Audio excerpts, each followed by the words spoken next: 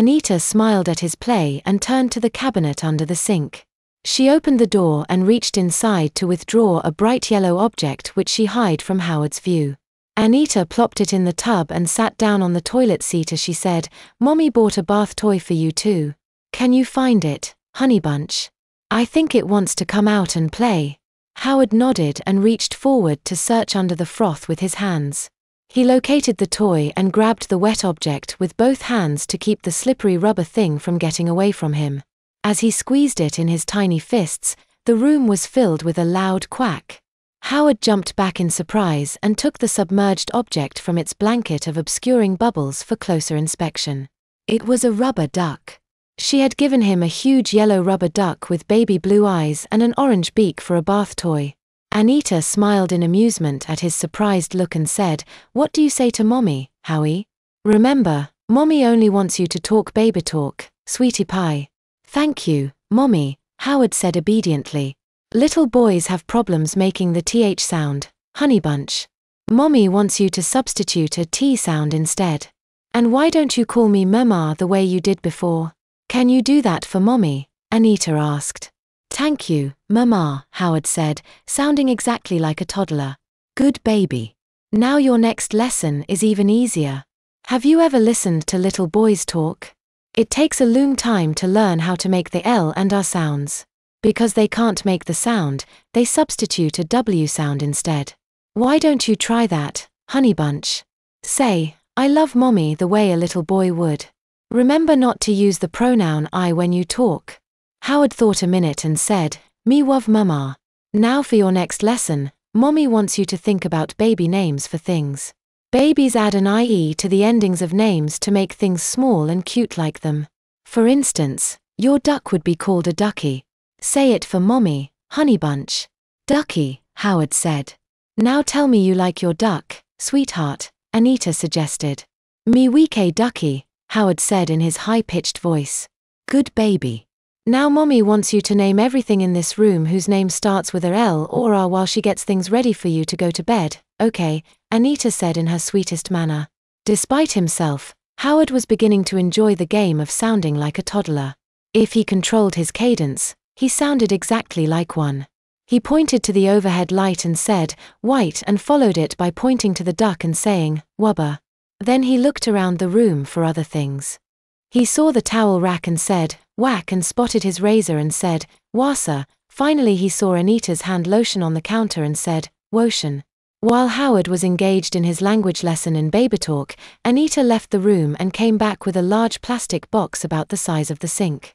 She turned it upside down on the tile of the bathroom floor so Howard couldn't see it prematurely and went to the overhead cabinet to get out the jar of Vaseline and a pink pencil-shaped case. She put the case in her pocket and the jar on the back of the toilet, then resumed her position on the toilet seat, all the while listening to Howard practice his baby talk. When he ran out of objects to name, she said, "Now name all the animals a baby might know, Honeybunch. See if you can guess how a baby would pronounce them." Anita dipped a washcloth in the water and lathered it well with a bar of Johnson's baby soap as he recited the names of the farmyard animals: ducky, birdie, fishy, kitty, bunny, doggy, piggy, horsey, and goosey. When he got to sheep and cows, he was stumped. He frowned in concentration while Anita soaped his back and began scrubbing him. He looked up at her and said, "Cow?" Anita smiled and said, "Try moo cow, darling," and took his arm to scrub his elbow. Howard said, "Moo cow," and followed it with a querulous, "Sheep?" "Sheeps," Anita corrected and began washing his fingers. "Now use the words in sentences, sweetie. Doggy won away. Horsey won fast. Kitty go meow. Birdie FW wings." Howard grinned at the last sentence. He was proud of that one. "Continue," Anita said as she started washing the other arm. "Bunny go hop. Piggy go oink," said Howard. "Now name the things in a baby's room." "What do you call a baby bottle?" Anita asked. "Me not know, Mama," Howard replied. "Baba," answered Anita for him. "Now ask Mommy for your bottle." "Me n. Not Twink from Baba," Howard exclaimed. His mouth opened in surprise at the words that came out.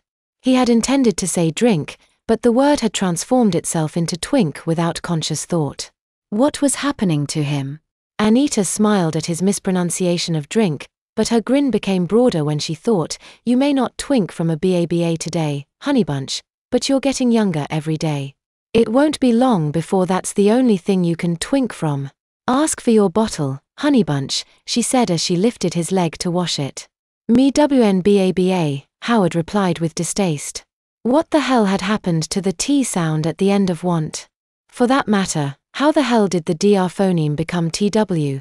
Howard thought in surprise, was his baby talk becoming automatic? Ask for your blanket, sweetheart, she said lifting the other leg. Me WN Bwanky, Howard replied. What do you tell mommy when your panties are soggy? She asked as she hauled him to his feet and began scrubbing his bottom.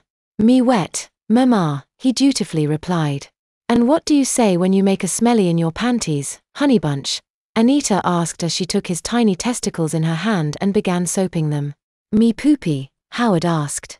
Anita nodded in agreement and asked as she washed his diminutive penis, and what do you say when you need a fresh diaper, Honeybunch?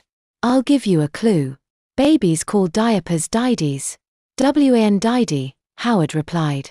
Good boy. You sound just like a baby. Let's get you out of the tub and dried off, okay?